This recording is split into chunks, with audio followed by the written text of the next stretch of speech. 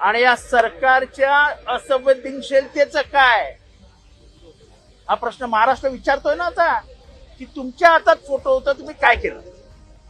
आणि मग आता हे सगळं आपल्या अंगावर येतंय म्हणून कोणातरी फुटे करायचा आणि औरंगजेबाचा मुद्दा काढायचा. औरंगजेबाचा ची स्तुती सुमन गाणारा महाराष्ट्रात पैदा झालेला नाही.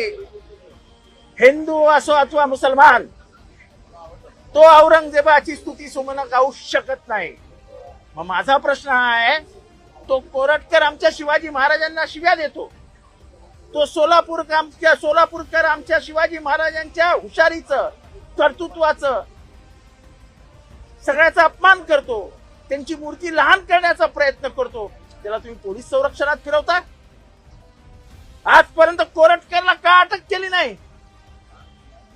शिवाजी महाराजांचा उघडपणाने अपमान करणारा कोरटकर सोलापूरकर या सरकारचा नातेवाईक आहे का?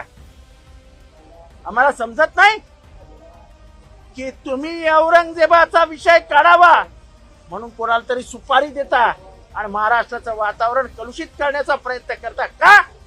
तर तुम्हाला कोकाटे आणि मुंडे अंगावर येताना दिसत आहेत.